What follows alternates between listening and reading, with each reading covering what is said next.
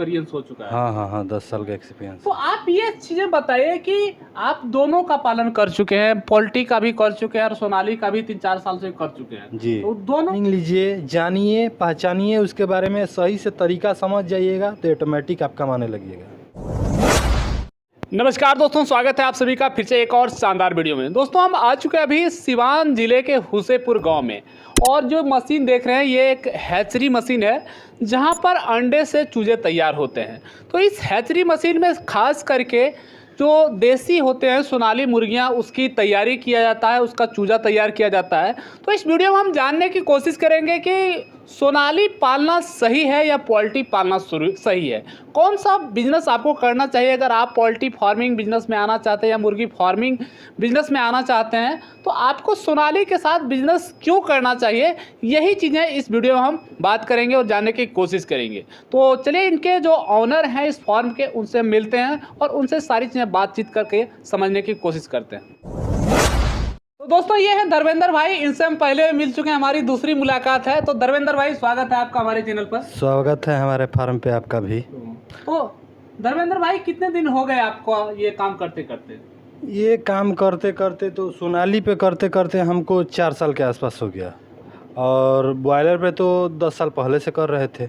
अच्छा, हाँ। तो इधर सोनाली पर 3-4 साल से कंटिन्यू है? जी, इधर कंटिन्यू है, पहले बॉयलर करते थे। पहले बॉयलर फेंकते जी। तो ये जो अभी आप हैचरी फार्म चलाने लगे, तो पहले आप मुर्गी का पालन करते थे या डायरेक्ट हैचरी पर आ गए थे? नहीं, पहले मुर्गी का पालन किए, हाँ, और उसके बाद हैचरी का शुरुआत। हाँ, शुरुआत तो की। लगभग आपको मुर्गी पालन में कह सकते हैं 10 साल का एक्सपीरियंस हो चुका है।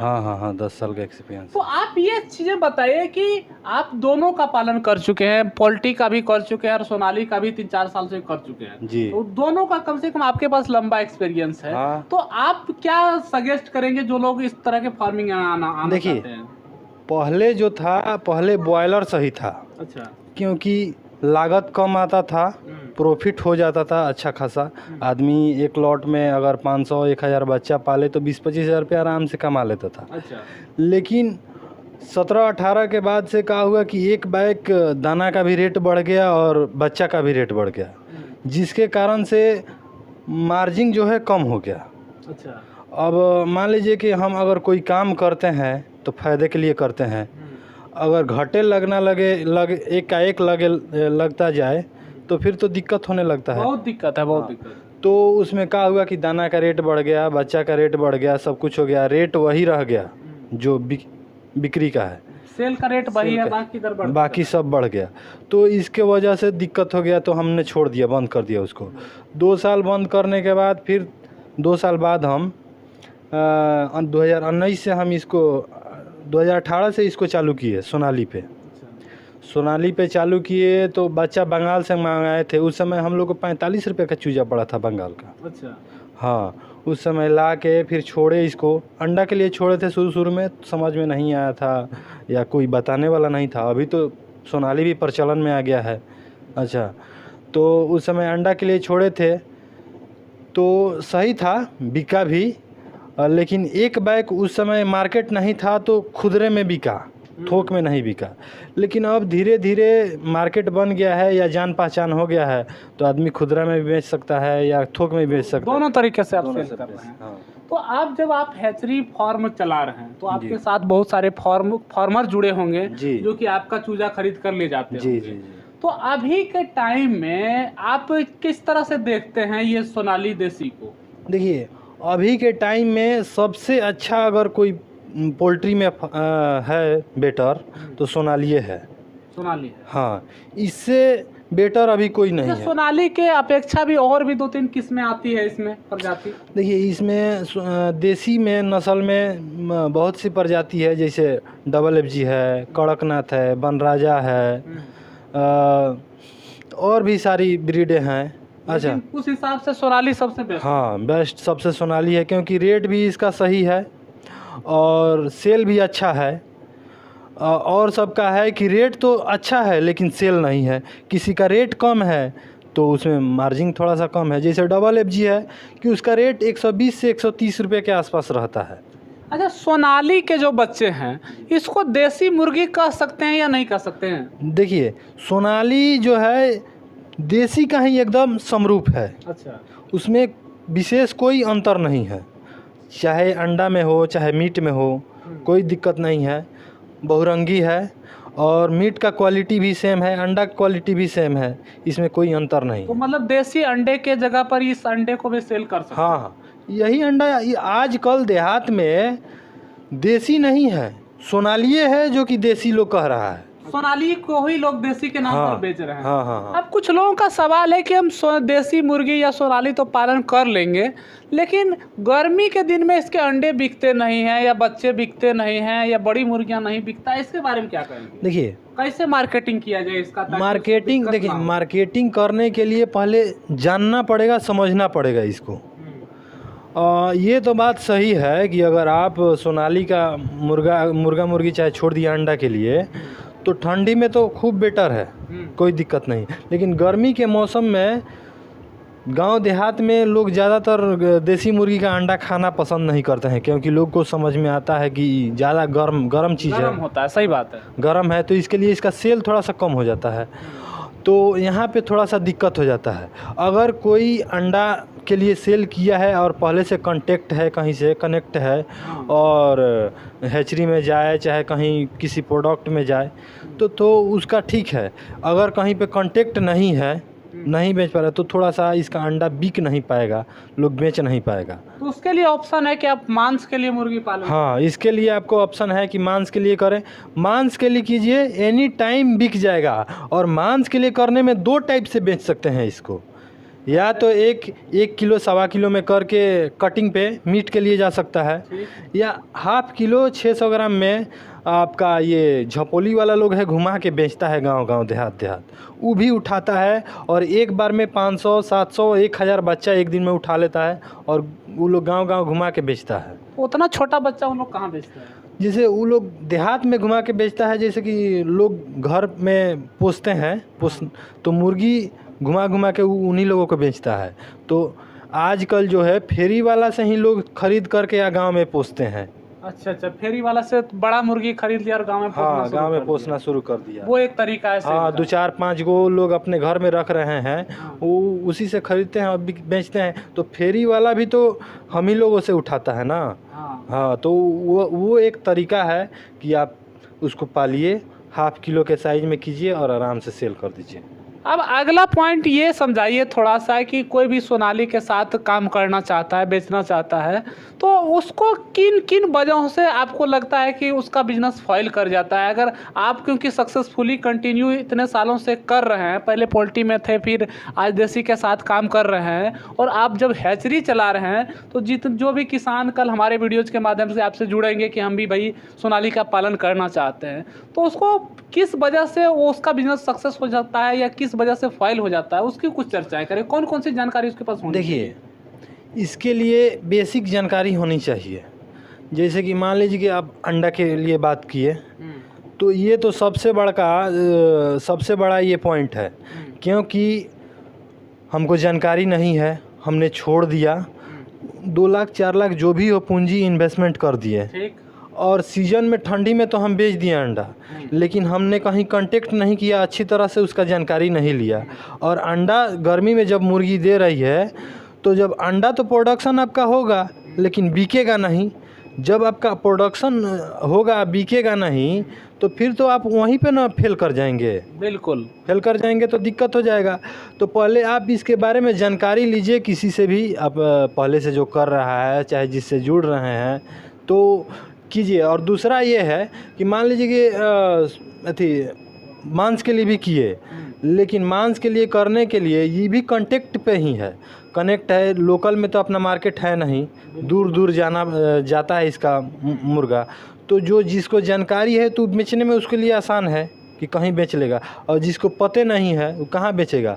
तो इसके लिए ज़रूरी है कि जिससे कांटेक्ट करें उनसे जानकारी ले कि कैसे बेचेंगे आप, या तो आप उसका परिचय हमसे करा दीजिएगा, ये हेल्प करा दीजिएगा, कांटेक्ट करा दीजिएगा। प्रेजेंट टाइम में अभी कितने किसान आपसे जुड़े हुए हैं? अभी प्रेजेंट टाइम में हमसे 15-20 किसान तो आराम से जुड़े हुए हैं हमसे। डायरेक्ट आपसे जुड़े हुए हैं। वो लोग जो आपसे मतलब कि जितने भी लोग किसान आपसे जुड़े हुए हैं जी। वो लोग अंडे के लिए फार्मिंग कर रहे हैं या मांस के लिए कर रहे हैं? नहीं, अंडे के लिए अभी कोई नहीं कर रहा है। सब मांस के लिए कर रहे हैं। हाँ, 1 या 2% लोग जो हैं, 1 या 2 आदमी वही अंडा के लिए कर रहे हैं, बकिया सब मांस के लिए। क्योंकि देखिए इधर लोकल में अंडा का सेलिंग उतना ज़बरदस्त नहीं है। अब मान लीजिए कि हम जहाँ से ले सकते हैं उतना ही ना लेंगे, हाँ। ज़्यादा तो हम फिर भी हम लेकर का क्या करेंगे। हाँ, आपकी हैचरी की जितना क्षमता है क्षमता है उतना ही ले सकते हैं। तो सबसे बेटर है इसमें कि अगर आप अंडा के लिए कीजिए तो ठंडी में कीजिए, फिर गर्मी आते आते उसको बेच दीजिए मांस के लिए, और फिर मांस के लिए कीजिए, और फिर अंडा के लिए रखना है तो 5वां या 6ठा महीने में फिर बच्चा छोड़ दीजिए। तो इससे क्या है कि पोसिएगा तो अंडा भी मिल जाएगा, फिर मांस में भी चला जाएगा। अच्छा, फिर 2-3 लाट मांस में निकाल करके और फिर अंडा के लिए पोस लीजिए। कहने का मतलब है कि आप सीजन के हिसाब से कीजिए तो सही रहेगा। ठीक है, ठंडी में अंडा बिकता है तो ठंडी में अंडा ले लीजिए, उस हिसाब से आप सेटअप लगाइए कि ठंडी में आपको अंडा भी मिल जाए, और गर्मी के दिनों में तो अंडा के लिए ना करिए, मांस के लिए करिए। जी जी। तो आपके लिए अब मान लीजिए कि अब आप अंडा के लिए जो छोड़े हैं मुर्गी, तो ये नहीं है कि वो नहीं बिकेगी। आप छोड़े हुए हैं मुर्गी, तो जब ठंडा ख़त्म होने लगा तो हमारे जैसे आदमी से कांटेक्ट कीजिए। हम लोगों के पास बहुत ज़्यादा लिंक है। आदमी आएगा और गाड़ी से लोड करके लेके चला जाएगा आपके मुर्गी अंडा देने वाली 170, 75, 80, 180 का रेट दे के आराम से ले जाएगा। 180 का रेट दे देगा। हाँ, किलो के हिसाब से। हाँ, किलो के हिसाब से। तो अब लास्ट सवाल हमारा ये आपसे हुआ कि इस तरह से आप बिजनेस कर रहे हैं, हैचरी फार्म इस तरह से चलाना, इसमें इनकम का क्या रेशियो है? क्या लगता है कि ठीक ठाक इनकम चल जाता है? देखिए, कितना कमाई कर सकता है आम इंसान जो नए हो इस बिजनेस में? देखिए इसमें अपने हिसाब से करने का एक तरीका होना चाहिए। अब मान लीजिए कि हम चालू किए तो शुरू में थोड़ा सा तो इनकम कम होगा, जानने में, उसके समझने में थोड़ा सा टाइम लग जाएगा। और जान लीजिएगा तो अगर 1000 बच्चा आप छोड़े सपोज डैट, तो आराम से 20,000 रुपया तो आराम से आप कमा सकते हैं। अगर टाइम से आप बेच दिए और सही से सेल हो गया आपका, तो 20,000 रुपया आराम से बचेगा तो बचेगा। वो तो बच्चे की बात कर रहे हैं हम। है आपकी तरह अगर कोई हैचरी फार्म शुरू करना चाहे किसी भी अपने एरिया में, क्योंकि हमारे वीडियो जो होते हैं देश भर में लोग देखते हैं, जी, तो जी, उसको क्या बोलना चाहिए? देखिए हैचरी के लिए थोड़ा सा एक्सपीरियंस होना चाहिए। बहुत एक्सपीरियंस। हाँ, क्योंकि उसमें थोड़ा सा रिस्क ज़्यादा होता है। अच्छा। जैसे कि मान लीजिए कि आपने अंडा डाल दिया तो उसका नियत टेम्परेचर होना चाहिए, ह्यूमिडिटी सही होना चाहिए, लाइन का व्यवस्था प्रॉपर होना चाहिए, बिजली का व्यवस्था प्रॉपर। तो कम शब्दों में अगर देखा जाए तो अगर आप सोनाली देसी में आना चाहते हैं तो पहले कुछ टाइम के लिए आप मुर्गी का पालन करिए। जी, जी। आप मुर्गी पालन कीजिए, फिर आप कुछ चीज़ों को अच्छे तरीके से समझ लीजिए। जब आपको अच्छे से समझ में आ जाए तो फिर आप हैचरी कर सकते हैं, जैसा कि आपने किया। पहले आपने मुर्गी पाला। पहले तो हम हैचरी करने के पहले हम हैचरी में 6 महीने रह के और इसका ट्रेनिंग लिए थे, मैंने काम किए थे वहाँ पे। अच्छा। वहाँ पे देख के हम समझ के सब कुछ करके उसके बाद हम अपना प्रॉपर उसके बाद आए। हाँ, प्रॉपर। तो दोस्तों देख सकते हैं कि कहने का मतलब हुआ कि धर्मेंद्र भाई जो इतने सालों से कर रहे हैं इस काम को, इन्होंने भी करने से पहले ट्रेनिंग लिया। और लेकिन बहुत सारे ऐसे भी लोग हैं कि विदाउट ट्रेनिंग के शुरुआत कर देते हैं और लॉस करके बैठ जाते हैं। तो सबसे बड़ी चीज़ है कि आपको ट्रेनिंग सबसे पहले लेना है। अगर आपको ट्रेनिंग भी लेना है एक्सपर्ट लोगों से जो कि सक्सेसफुली है इस बिजनेस में, जो कि नया नया किया और थोड़ा बहुत किया, लॉस खा गया, और वो किसी को सिखा रहा है, तो उससे ज़्यादा सावधान रहने की जरूरत है। वीडियो तो बहुत सारा आता है नेट पे। हाँ। यूट्यूब पे वीडियो तो बहुत सारा आता है, कहता है कोई कि इतना कमा लिए, हम उतना कमा लिए। लेकिन देखिए मेन जो पॉइंट है कि कमाने से पहले उसको सीखना पड़ता है। पहले सीखिएगा नहीं तो एकाएक ट्रेनिंग लीजिए, जानिए, पहचानिए उसके बारे में, सही से तरीका समझ जाइएगा तो ऑटोमेटिक आप कमाने लगिएगा। तो अब लास्ट में आप उन किसानों को थोड़ा सा बता दीजिए कि जो लोग आपसे जुड़ना चाहें वो किस तरह से जुड़ सकते हैं और क्या क्या आप उन्हें सपोर्ट दे सकते हैं जो करना चाहें फार्मिंग। हमसे जुड़ने के लिए तो कोई दिक्कत नहीं है। आप जैसे आपके वीडियो के माध्यम से भी जुड़ सकते हैं, या आपके हिसाब से, या कोई हमको जान पहचान जानता है तो भी जुड़ सकता है। आप हमसे कांटेक्ट करके जुड़ सकते हैं जी। उसके बाद सपोर्ट की बात थोड़ा कर लेते हैं कि कैसे आप अपने फार्मर को मेंटेन करते हैं। सपोर्ट के लिए जहाँ तक हमारा संभव है फुल सपोर्ट हम करते हैं। या तो मेडिसिन के लिए हो, या मुर्गी बेचने के लिए हो, या चूजा के लिए हो, और कोई जानकारी नहीं हो कि कैसे हमको छोड़ना है, किस समय में क्या करना है, तो हम पूरा फुल सपोर्ट करते हैं। चलिए, बहुत बहुत धन्यवाद धर्मेंद्र भाई। तो दोस्तों, इस तरह से देखा आपने, मैंने धर्मेंद्र भाई से एक एक पॉइंट पर काफ़ी क्लियर ढंग से बातचीत किया और बताया कि आपको कि किस तरह से सोनाली में क्या प्रॉफिट हो सकता है, क्या नुकसान हो सकता है।